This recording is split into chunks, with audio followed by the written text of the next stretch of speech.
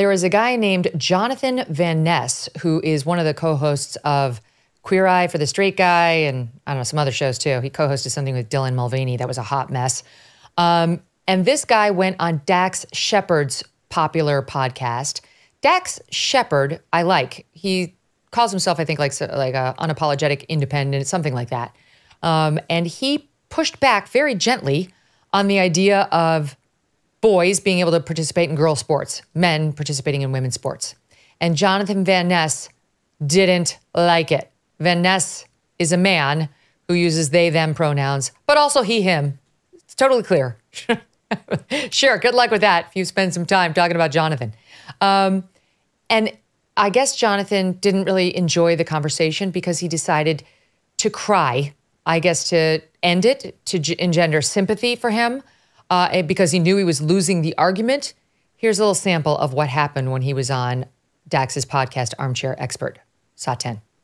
Do I wish that the trans woman athlete had access and could play and follow her dreams? I do. Will I elevate her rights over women? We're pretending that women aren't the ultimate marginalized class throughout history. People who have written cervix have her. And she goes, no, there's a name for us. You can't steal my identity to help your cause. There isn't legitimate questioning going on. There is like a public targeted onslaught towards queer people.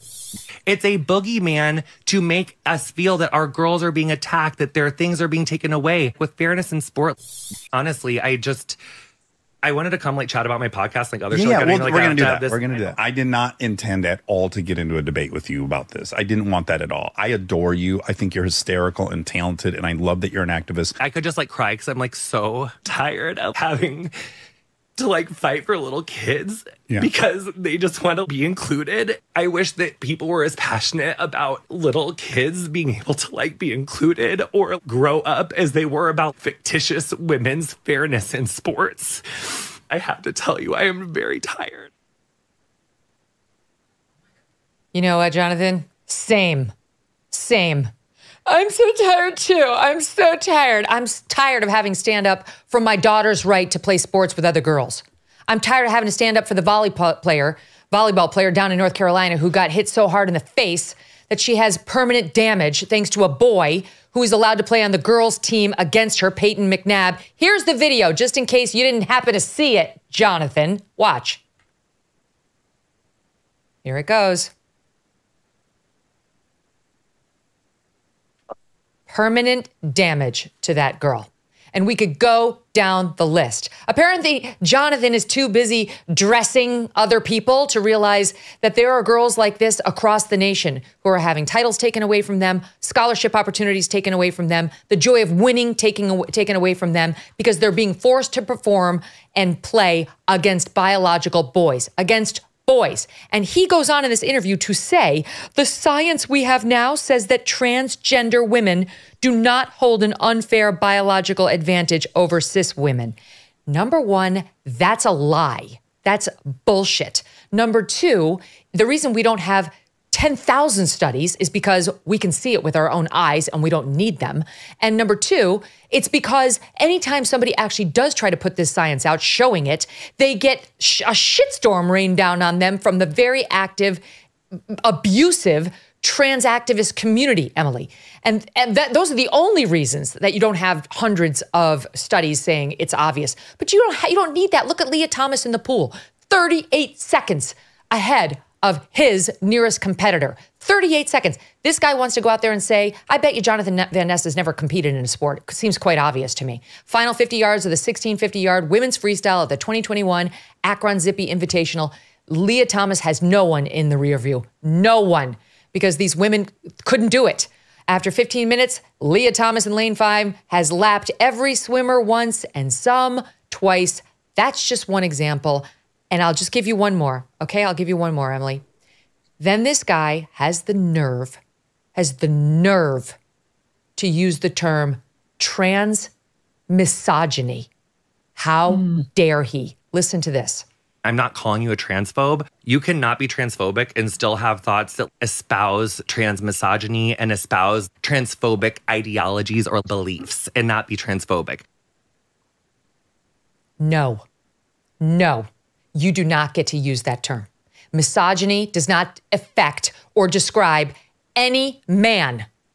A man posing as a woman, any man. Just for kicks. I went and looked it up. We all know that misogyny means woman hatred.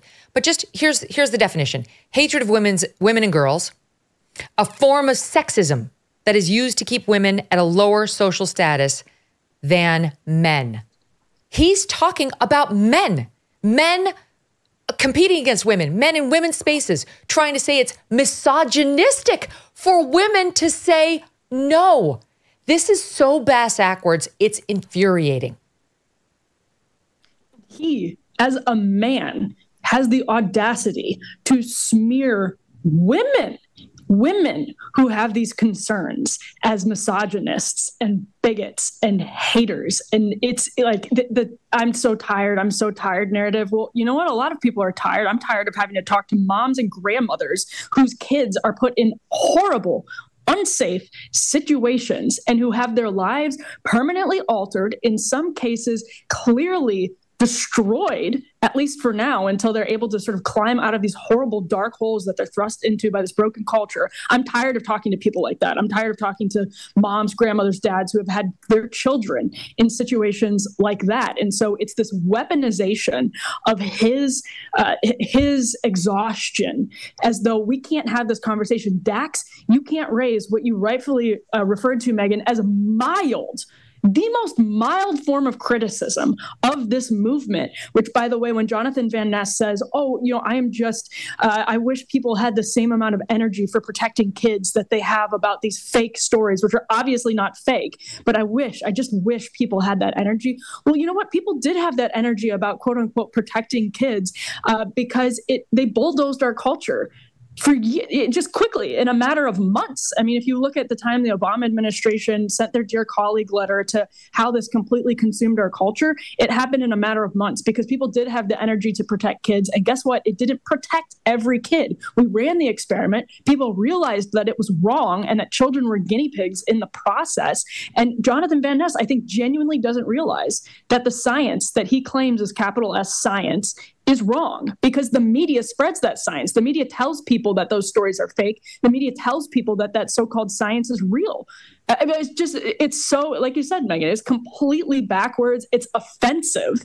And Dax Shepard was right. Is one thing that he injected into that conversation that we never hear is that this is very specifically undercutting the advances that women have made. And women have historically suffered misogyny and sexism. They're probably going to change that definition in the dictionary because we live in 1984 after you highlighted it. But seriously, this is men do not have, it's just amazing the audacity that men have to inject themselves as the victims in these stories. Oh my God, how dare he? How dare he use the term misogyny in referring to women standing up for women and girls, trying to keep men out of our spaces.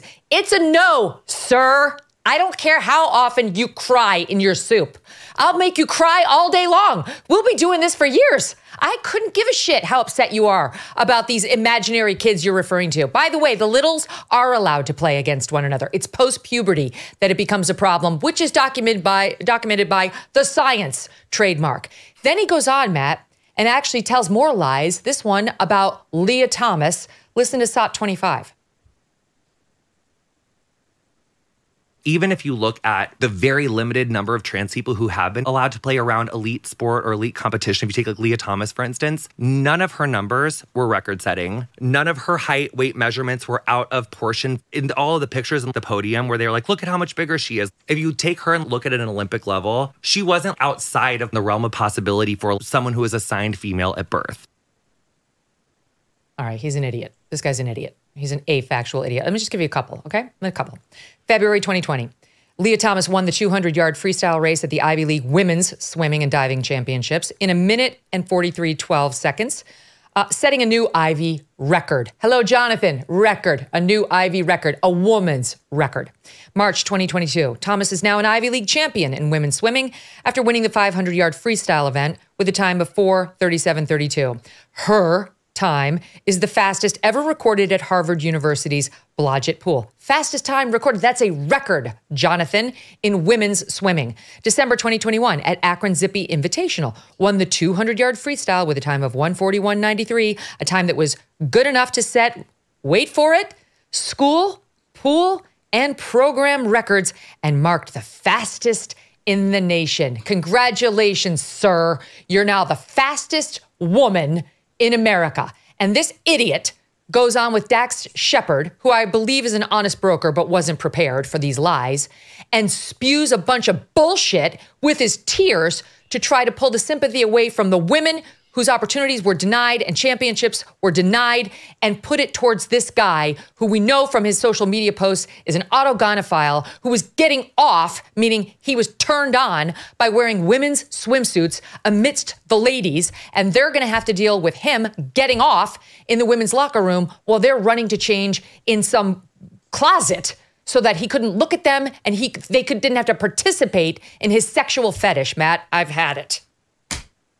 I invite people to think about the rhetorical two-step that it was used in this case, because we see it in a lot of places. It's not just in sort of trans issues spaces. A lot of activism does this too. First step, call you a fill-in-the-blank-ist or a fill-in-the-blank phobe. Could be homophobe, could be racist, could be some kind of bigot. Second step, when that fails, if that fails, is to do the I am so tired from doing the work. I am emotionally exhausted. I might cry or I might not. It's actually a tactic. There's a thing in the legal realm, as Megyn Kelly knows well, being a lawyer, called strategic lawsuits against public participation, SLAPP, with two P's for short. It's what usually corporations do, but sometimes rich people do. They will file kind of a nuisance lawsuit against a critic. And in many states, I think majority by now, there are statutes, anti-SLAPP statutes, because they can see this rightly. They're trying to sue their critics away, right? I see, and I've seen this now for 5 or 10 years, activists do this in a lot of realms. In my realm in New York City, in school equity policies. If you object to it like a normal person might object to it, they will call you a fill-in-the-blankist. Sometimes it's a racist. And if you are not a public figure, that is a heavy accusation. This is a flash sale event for EnviroCleanse, the home air purifier so powerful, the U.S. Navy chose it to purify the air on their ships. The timing of this 25% off flash sale could not be better. It is officially cold and flu season. And of course, it's the 10,000th variety of COVID coming out soon. EnviroCleanse is proven to capture and destroy flu and COVID viruses in your home. Not to mention bacteria, toxins, mold, and allergens. We found mold at our beach house. Guess what they said? Get some air purifiers right now before you can get it taken care of on a more macro level. EnviroCleanse is a way you can fight back against the entire family getting sick. In fact, EnviroCleanse is the only home air purifier that promises you and your family better health. Don't miss this 25% off flash sale, 25% off. Order your EnviroCleanse home air purifier while supplies last. Visit ekpure.com and use the code Megyn. ekpure.com, code Megyn, ekpure.com, code Megyn. Hey, thanks so much for watching. If you like what you just saw, hit the subscribe button for more clips and full episodes.